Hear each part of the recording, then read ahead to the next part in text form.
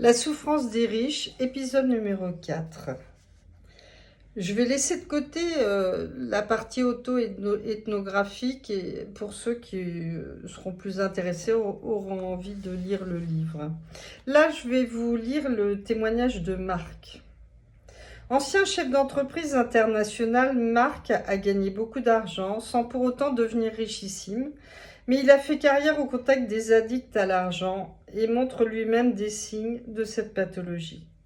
Il témoigne avec le regard soudain empreint d'excitation. Il y a une angoisse, l'angoisse essentielle du riche. Je dirais que c'est la plus haute expression de l'angoisse de mort. Tu as l'angoisse de mort chez tout individu et le riche pallie à cette angoisse de mort, cette angoisse qu'on a tous. On a tous une crainte existentielle, mais l'angoisse de mort du riche est palliée par la richesse qu'il projette dans le futur, les intérêts, le jeu de l'intérêt. L'intérêt prête à l'argent à caractère éternel. L'argent fait des petits sans qu'on les lui demande. Donc il se reproduit de façon éternelle. Il se reproduit et puis tu as les intérêts des intérêts, c'est-à-dire quand les intérêts ne sont pas dépensés, et s'accumule au capital et crée de nouveaux intérêts. Tu as ainsi réglé par ce mécanisme le problème de la mort. L'argent est éternel, l'argent a la vie éternelle, il fait des petits, et ces petits font des petits, et tout le monde reste en vie et cumule une énorme boule de neige. C'est un mécanisme masculin. Il y a peu de femmes qui créent de la richesse, qui l'accumulent et qui s'assoient dessus. Ce n'est pas un mécanisme féminin, parce que la femme a un utérus, elle fait des enfants. L'angoisse de mort existe plus chez l'homme que chez la femme. L'homme, il tire son coup, il disparaît comme une feuille dans le vent. La femme, elle fait autre chose, elle crée un enfant et son enfant créera des enfants. La femme détient davantage le secret de la vie éternelle que l'homme. C'est une certitude. L'homme se reproduit avec son argent, il chevauche son argent, il laisse son argent. Évidemment que l'argent n'est rien. L'argent est une construction de l'esprit. L'argent est une construction de l'esprit, n'empêche que le numéraire est là. Il figure sur un compte et il y a des fortunes qui ont été créées sous Napoléon et qui perdurent.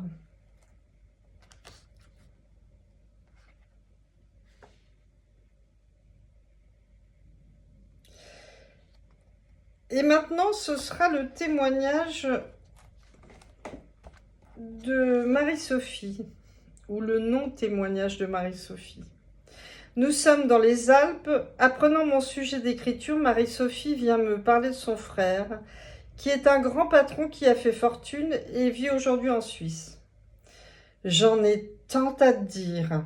Il est tellement perverti par son argent. J'ai de gros problèmes d'argent avec ma misérable retraite et pas une fois il n'a proposé de m'aider. À la mort de notre père, un tout petit héritage, une toute petite maison. Imagine qu'il est venu chez le notaire. Avec tout son fric, il réclamait sa part de la vente de la petite maison, me confie-t-elle indignée. Je l'arrête en lui expliquant que ce serait bien de nous asseoir et que je puisse prendre des notes ou l'enregistrer. Nous convenons du lendemain. Le jour suivant, elle ne se présente pas au rendez-vous. Nous nous recroisons et elle s'excuse gênée. Je ne peux pas. Quand je lui rends visite, il me loue une très belle villa. Là-dessus, il est généreux, je n'ai rien à dire. Je la presse, mais elle refuse. Si je m'exprimais, on le reconnaîtrait forcément. Je l'assure que mon approche n'est nullement journalistique, qu'aucun nom ne sera donné et que les pistes seront brouillées, pour qu'il ne soit jamais identifié. En vain, elle se bloque, et je regrette de l'avoir stoppée dans ses confidences à notre première rencontre. Nous nous revoyons à plusieurs reprises, mais rien n'y fait. Elle protège son frère malgré son propre besoin de dire. Son visage traduit un tourment qu'elle semble vouloir communiquer en dépit de son mutisme. On serait tenté de croire à tort, dans le cas du frère de Marie-Sophie, qu'il s'agit là d'un simple défaut de caractère, d'une pingrerie ordinaire. Les choses vont bien au-delà. L'addiction se révèle petit à petit aux membres de la famille qui assistent à la transformation et à l'envahissement de la personnalité de leurs proches avec le cortège de l'obsession, du renfermement, voire de l'isolement. Les proches en sont troublés, même s'il s'avère que les parents ont souvent un rôle actif dans l'irruption du trouble, ce que nous considérerons plus loin. L'addict est-il conscient de son trouble? L'addict à l'argent, quant à lui, est quelque part conscient, mais nie son trouble et le rationalise, comme dans toutes les addictions dont la substance ne peut être définitivement écartée. De fait, la dépendance à l'argent est-elle à rapprocher, par exemple, des troubles alimentaires? On ne peut cesser de manger et l'aliment perçu en tant que source de désir et de phobie ne peut être éloigné une fois pour toutes.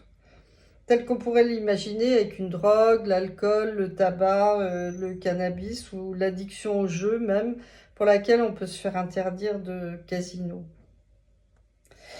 Si lorsque j'étais enfant, l'argent me semblait porter la promesse de l'harmonie et de la douceur, d'un univers feutré auquel une partie de moi aspirait, malgré une certaine perception de froideur que je ne m'expliquais pas et que je concevais alors telle une anomalie, posséder plus était à mes yeux tout d'abord un peu plus exister. Ainsi l'addict a-t-il l'impression de vivre plus intensément et de davantage compter que les autres, que les pauvres ou les autres. Ce à quoi il est quasi impossible de renoncer. Mais est-ce une réalité? Ce que l'on vit dans le microcosme des riches ressemble-t-il à ce que j'avais cru percevoir enfant chez mes riches de l'époque? Et la vie de mes pauvres était-elle forcément faite de malheur?